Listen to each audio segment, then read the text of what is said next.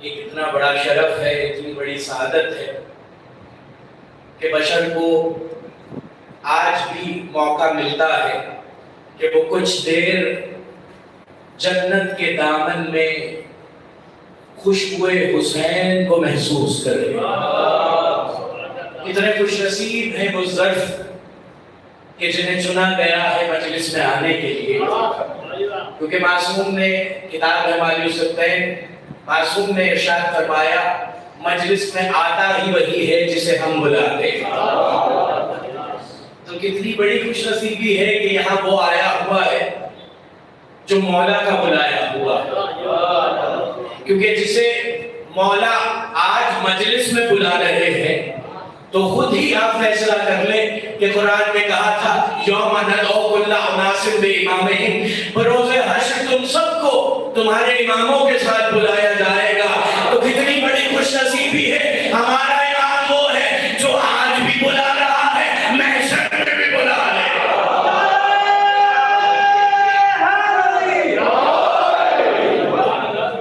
کیونکہ قیامت ان کی ہے جن کا کوئی امام نہیں، خدا کے فضل سے اپنا امام زندہ ہے۔ اور اتنی بڑی سعادت ہمیں بخشی ہے مجلس حسین کے صدقے کہ مجلس حسین بیک وقت تولا بھی ہے اور تبرہ بھی ہے، کیونکہ اس مجلس میں جو آ رہا ہے وہ آ کے تولا کر رہا ہے حسین پر، اور یہ جو دنیا سے منہ پھیر کے حسین کی طرف آ رہا ہے تو جان لے جو دنیا سے منہ حسین کی خاطر پھیرتا ہے وہ حسین پہ تولا کرتا ہے، دنیا پہ تبرہ کرتا ہے۔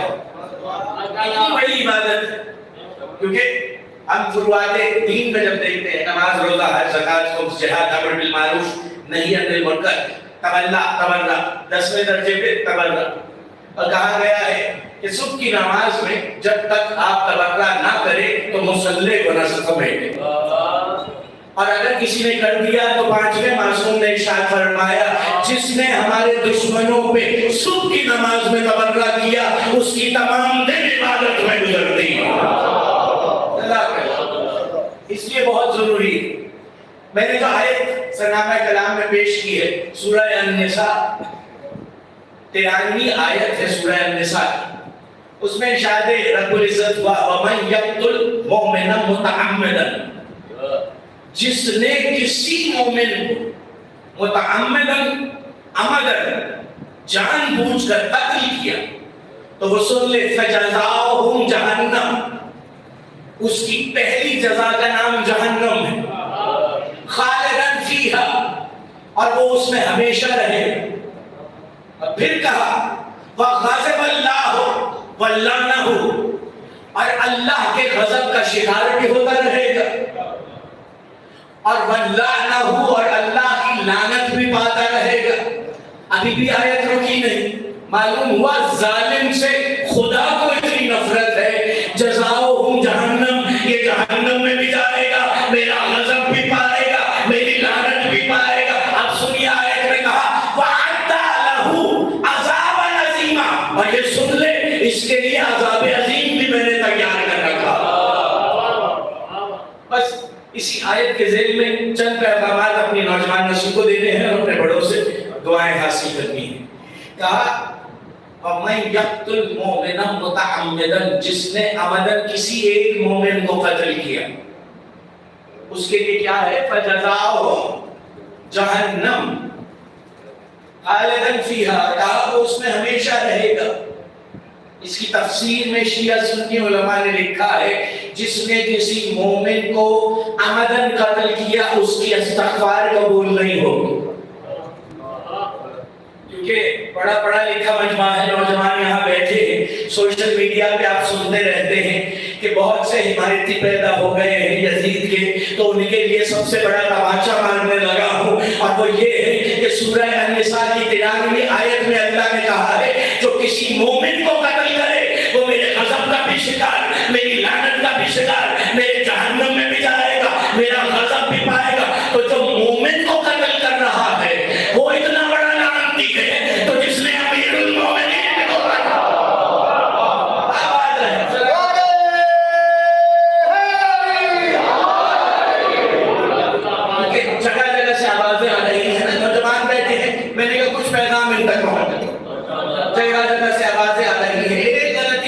پتا خدا معاف کر دے؟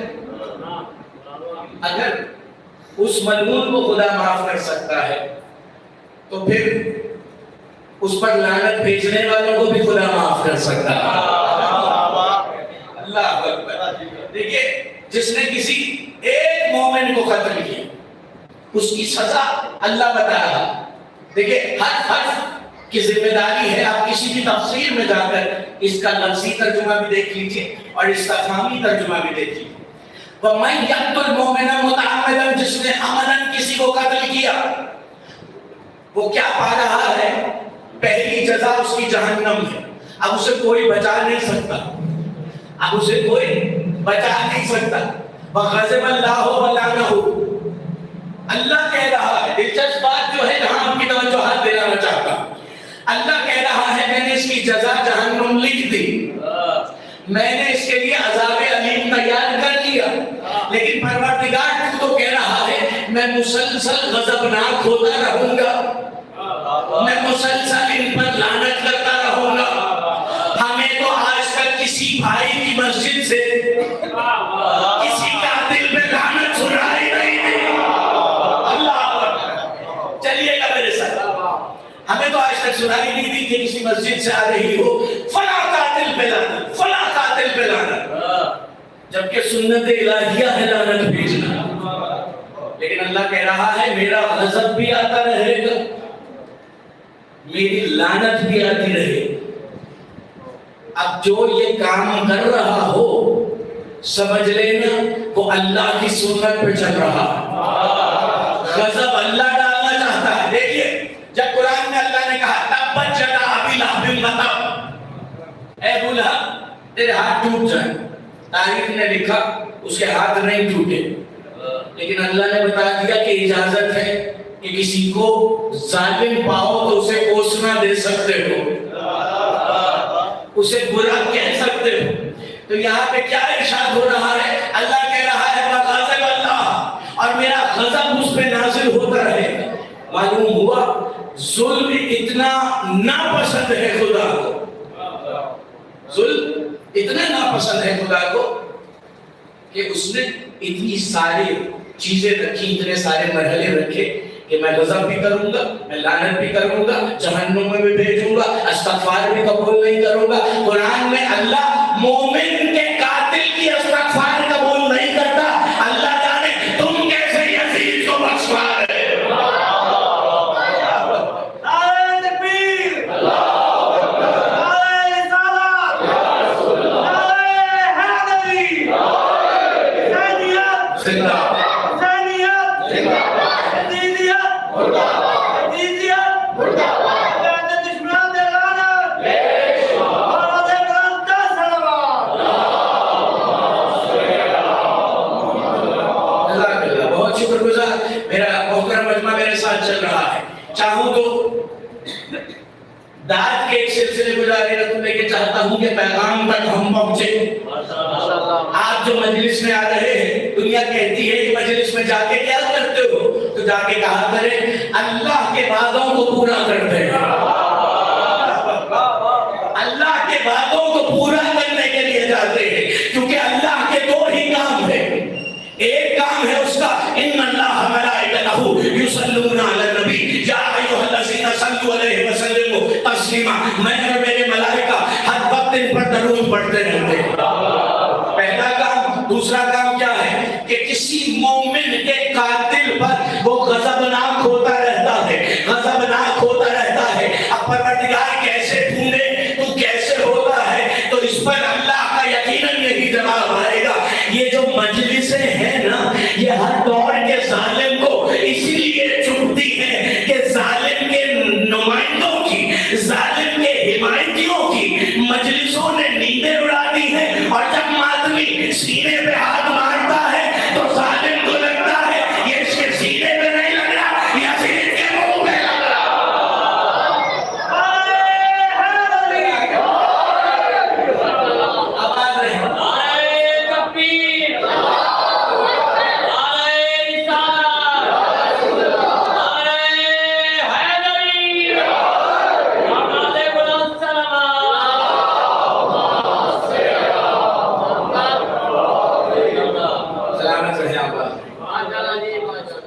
کیونکہ حسین کا جہاں ذکر ہو رہا وہاں میراث انبیاء کا ذکر ہو رہا.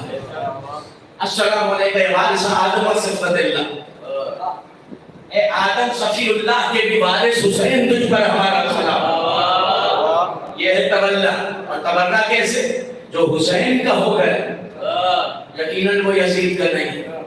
جب حضرت ابراہیم کو نار نمرود میں ڈالا گیا, اب آج کو ہمارے نوجوانوں سے بھی سوال بچوں سے بھی کیا جاتا ہے کہ مجلس میں جا کے کیا ملتا ہے, یہ جلوس میں جا کے کیا ملتا ہے. تو ان کے لیے جواب عرض کرنا چاہتا ہوں. حضرت ابراہیم علیہ السلام کو جیسے ہی نار نمرود میں ڈالا گیا تو ایک فضا میں شور کہ نبوت حجت خدا آگ میں ڈال دی گئی ہے.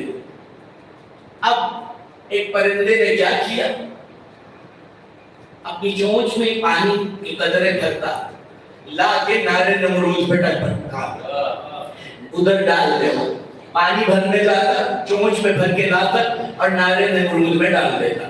تمام پرندے جس طرح سے ہمیں کہتے ہیں نا سب اکٹھے ہو کے یہ دیکھو حسین کی مجلس میں جا رہا, تو آج جب آپ سنو قصائص الانبیاء سے بلکہ قرآن سے, کہا وہ پرندہ پانی اپنی چونچ میں بھر کے لاتا اور نار نمرود میں ڈال دیتا. باقی پرندوں نے ہنس کے کہا تیرے ان چند قطروں سے کیا وہ آگ بجھ جائے گی جس میں ابراہیم ہے؟ کہا میں جانتا ہوں کہ میرے چند قطروں کو ٹپکانے سے آگ نہیں بجھے گی, لیکن ایک بات کا اعلان ہو جائے گا کہ میں ابراہیم کے ساتھ ہوں, نمرود کے ساتھ. اللہ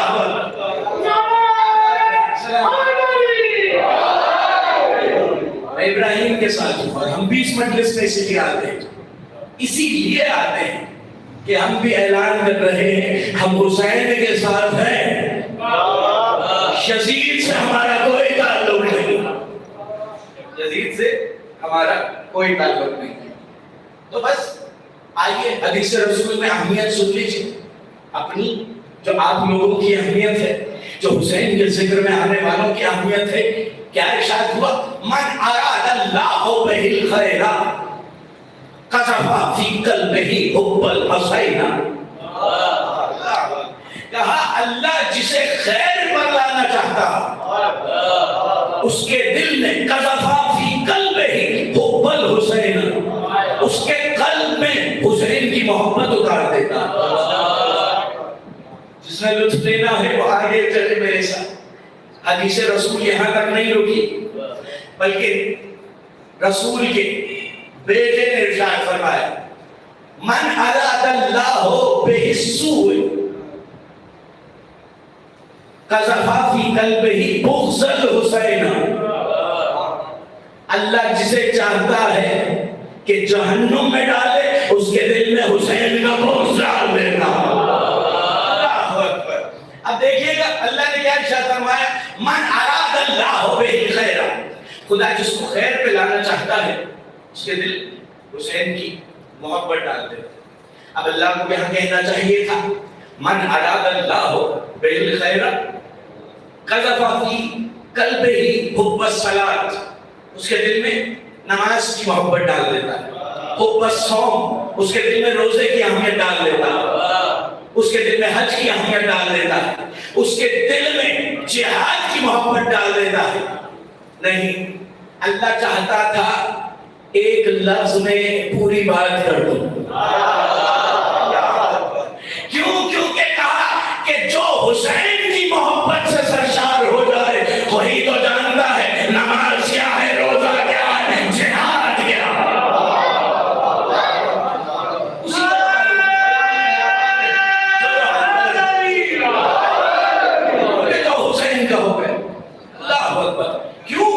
کسی کے در پہ ہم جائیں ہمیں تو ضرورت ہی نہیں, لیکن کیا کریں کہ ہماری عزاداری بیعت وقت اگر ہم کسی کو آگے کچھ کہیں بھی نا کہ کسی کو کچھ نہ کہیں, بھئی ہم تو ویسے ہی چاہتے ہیں کہ برکت والا ذکر کرے, کوئی نحوست والا ذکر نہ کرے. کیونکہ کچھ نام بھی ایسے ہوتے ہیں ان کا نام لو تو شیطان تشریف لے آتا. تو یہ رحمان کے کی دہلیز ہے. یہاں شیطان کا کیا کام؟ کوئی کام نہیں یہاں پہ شیطان. یہاں حسین کے ماننے والے، حسین کے ماننے والے، سلامت رہے حسین کے ماننے والے. ایک جملہ کہنا چاہوں گا بہت قیمتی. حضرت اسماعیل کو حضرت ابراہیم لے کے نکلے، لے کے چلے ہیں اور قربان کرنے جا رہے ہیں. فوراً ابلیس آ گئے، دروازے پہ آ گئے اور آ کے کہا اے زوجہ رسول آپ گھر میں بیٹھی ہے، آپ کا بیٹا ذبح ہونے جا رہا ہے، گھر سے باہر نکلیے. کہا جناب حاجرہ سلام اللہ علیہا نے فوراً پڑھا لا حول ولا قوت الا باللہ. کہا بی بی آپ کو کیسے پتا چلا میں ابلیس ہوں؟ کہا جو رسول کی زوجہ کو گھر سے نکلنے کا کرے وہ ابلیس ہی ہو سکتا. اب کہہ کس لیے رہا تھا کہ دیکھو چھری ہاتھ میں ہے، بیٹا ساتھ میں ہے، ماں کو بہکا رہا تھا. اب ابلیس نے سن لیا پہلی عقیدت رکھنے والی ماں کا فیصلہ، جس نے اپنی سیاہ چادر کعبے کو اڑا کر قیامت تک کے لیے بتا دیا ہے کہ یہ جو کعبہ ہے کیوں ہوا کیا تھا. بس تھوڑے ہی وقت میں ایک بڑا پیغام دینا چاہتا ہوں. تفسیر فرات کتاب ہے، کہا ایک مرتبہ کعبے کا طواف کرنے کے لیے کچھ لوگ آئے اور وہ کسی اور گھر کا طواف کر کے چلے گئے. حضرت اسماعیل کو جب یہ پتا چلا کہ کچھ اور لوگ آئے تھے اور وہ کسی اور گھر کا طواف کر کے چلے گئے ہیں تو فوراً کہاں آئے؟ آنا کعبے میں چاہیے تھا لیکن ماں کے پاس گئے، کیونکہ بات عقیدت کی تھی. اسماعیل کا عقیدہ تھا کعبہ. آگے ماں سے کہا اماں کچھ لوگ کعبہ ڈھونڈتے ہوئے آئے تھے لیکن انہیں کعبہ نہیں ملا، وہ کسی اور گھر کا طواف کر کے چلے گئے ہیں. اور کہا ماں بھی اتنی عقیدے والی تھی کہ گئی صندوق سے سیاہ چادر اٹھائی اور کہا کعبے پہ ڈال دے، اور آج کے بعد سب کو معلوم ہو جائے گا کہ جس گھر پہ کالی چادر ہے وہی اللہ کا گھر. اللہ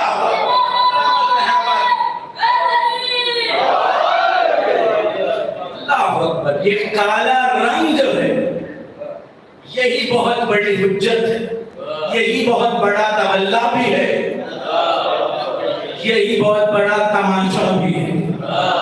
تماشا اس میں ان پر کہ جو ذکر حسین سے آج بھی چلتے ہیں. اللہ اکبر. ہم تو بس دشمن شبیر کو کہتے ہیں برا، ہم تو بس دشمن شبیر کو کہتے ہیں برا، رنگ کیوں آپ کے چہرے کا بدل جاتا ہے. ہم تو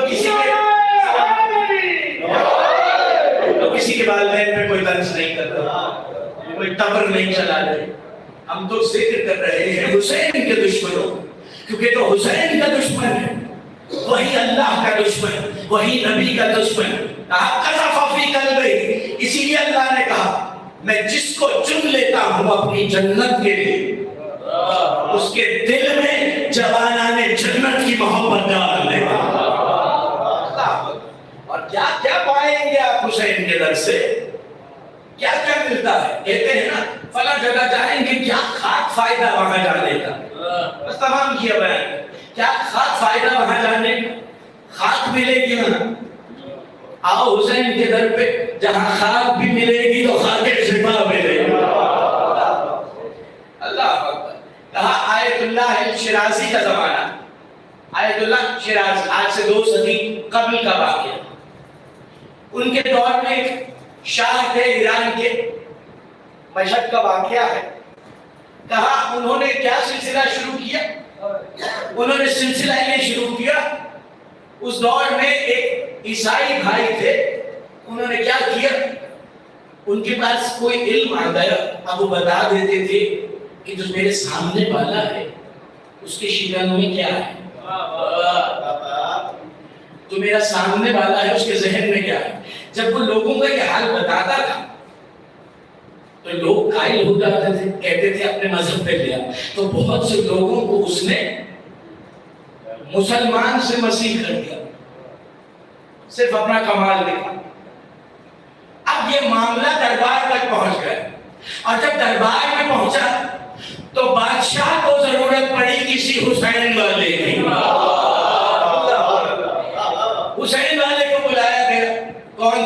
آیت اللہ شیرازی صاحب جب انہیں بلایا گیا تو کہا یہ شخص سب کے حال بتا کر ان کے مستقبل خراب کر رہا.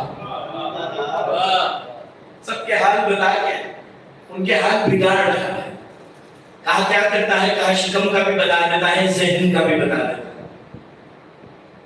کہ کیا ہے. آیت اللہ شیرازی صاحب نے کہا بلائیے. اب وہ سامنے بیٹھا. آیت اللہ شیرازی نے ابا کے دامن میں ہاتھ ڈالا, مٹھی میں کچھ لیا اور کہا توجہ رہے, بس میں یہی کمان کر رہا. مٹھی میں کچھ لیا اور کہا ذرا بتا میری مٹھی میں کیا ہے. اب یہ ہے حسین کا ماننے والا. کہا اس وقت بتا میری مٹھی میں کیا ہے.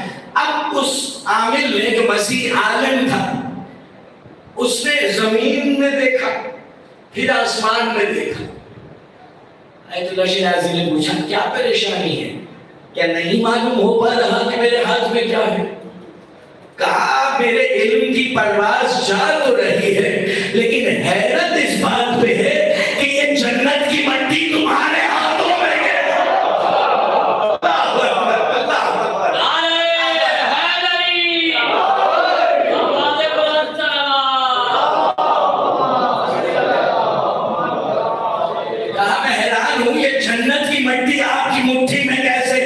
اس پر آیت اللہ شیرازی نے کہا بس اب سن, جنت کی مٹی نہیں, حسین کی لہر کی مٹی میری قبر میں, میرے ہاتھوں میں ہے.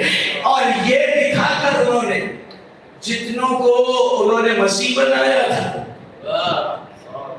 اتنوں کو شیرازی صاحب نے شیعہ بنا دیا.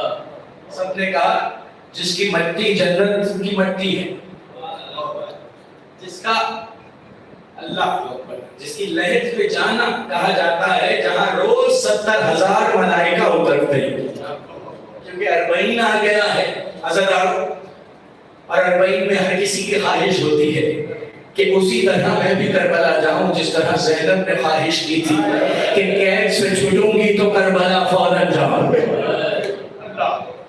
اور آپ کو کوئی اور بندہ جیسے لائے گا میں اسے کہا جو شخص یہ تحفتاً دے رہا سدیر سیلفی, میرے مولا صادق کے بہت جلیل القدر صحابی, میرے مولا نے انہیں کہا سدیر روز میرے جد حسین کی زیارت کو جایا کرو روز.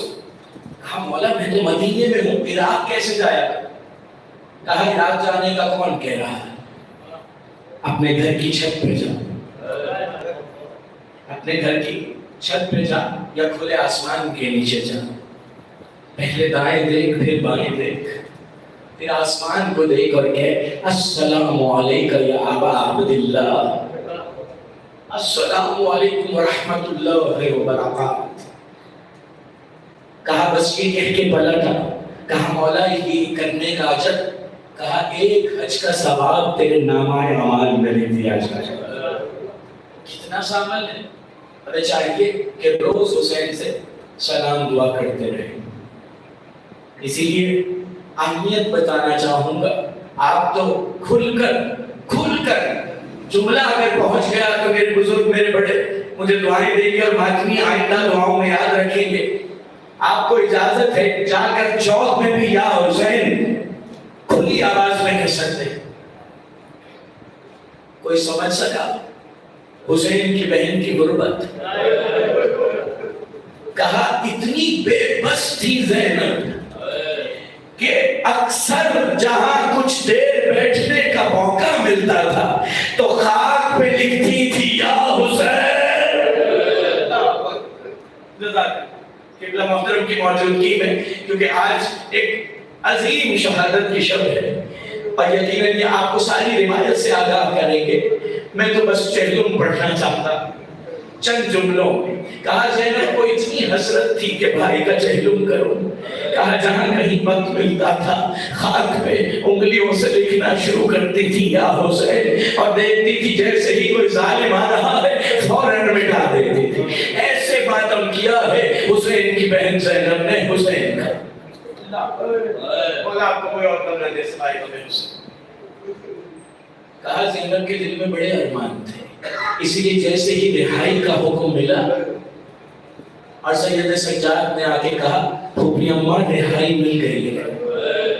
رہائی کا نام آنا تھا کہ ساری بیویوں نے کہا اب رہائی لے کے کیا کریں گے؟ جو روز پوچھا کرتی تھی کہ ہم کب وطن جائیں گے وہ تو دنیا سے چلی گئی۔ کہا پھوپھی اماں رہائی مل گئی ہے، اب بتائیں پہلے مدینے جائیں یا پہلے بابا کے پاس نجف جائیں؟ جناب زینب نے رو کے کہا ابھی 40 قریب ہے نا، کوئی 40 غوغ کے ذریعے، کوئی ماتمی جلوس کے ذریعے 40 منائیں گے نا، سب لازمی منائیے گا۔ یہ حسرت زینب ہے، یہ حسرت زینب ہے، اور میں بتاؤں گا کہ کس طرح سے زینب نے حسرت پوری کی ہے۔ کہا سید سجاد نہ پہلے مدینے جاؤں گی نہ پہلے نجف جاؤں گی، بلکہ سجاد سب سے پہلے میں حسین کا چہلم کرنے کربلا جاؤں گی۔ کہا کربلا جاؤں گی، اور سجاد کربلا جانے سے بھی پہلے یزید کو کہے کہ جس محل میں مجھے رونے نہیں دیا گیا میں وہی حسین کی مجلس کرنا چاہتی ہوں۔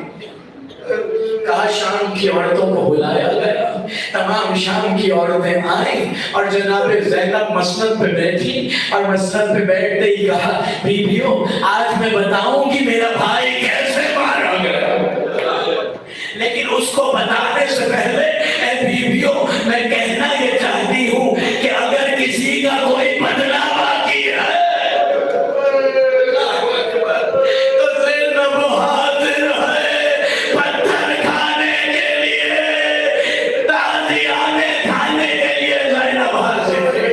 کہا مجلس تمام ہوئی، اب قافلہ روانہ ہو گیا۔ قافلہ جب روانہ ہوا جیسے ہی زمین کربلا پہ پہنچا تو وہاں جابر ابن عبداللہ الانصاری مجاوری کر رہے ہیں قبر حسین کی۔ جیسے ہی سنا کہ کچھ سواریاں آ رہی ہیں، سواریوں کی آواز کا سنتے ہی انہوں نے اپنے غلام سے کہا کہ سواریوں سے کہو کہ سواریوں سے نیچے اتر کے آئے، یہ ادب کی جگہ ہے، یہ عباس کی جاگیر ہے، یہ غازی عباس کی جاگیر ہے، یہاں سواریوں پہ نہیں آیا جاتا۔ کہا جیسے ہی غلام نے آ کے یہ صدا دی تو کہا محفلیں رک گئی، اور ایک محفل کا پردہ اٹھا اور اس میں سے جناب زینب نے نکل کے کہا ذرا پھر سے بتا کس کی جاگیر ہے؟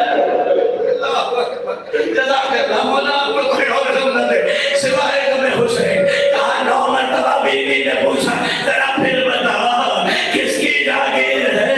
ایک مرتبہ جب اتنی بار وہ غلام بتا چکا تو اب زینب نے کیا کیا؟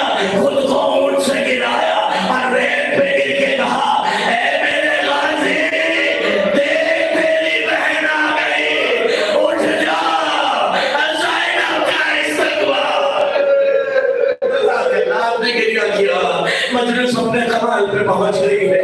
کہا اب ایک جملے میں سمیٹ دوں کیونکہ آگے بھی آپ نے پوری مجلس میں شامل ہونا ہے اور اس کی عقیدت اور محبت سے شامل ہونا ہے۔ بس ایک جملہ کہا پردیس سے لٹ کر آئی تھی تو قبر حسین کو بیویوں نے دیکھا تو ایک مرتبہ سب بیویوں نے خود کو گرا لیا۔ اب کیا ہوا؟ کسی بیوی نے کہا عباس کی قبر کہاں ہے؟ بس ایک جملے کی جملہ عباس کی قبر کہاں ہے؟ سید سجاد نے فرمایا وہ دریا کے پاس سو رہے ہیں۔ کہا بیویاں کبھی عباس کی لہد میں جاتی تھی، کبھی حسین کی لہد میں جاتی تھی، بیویوں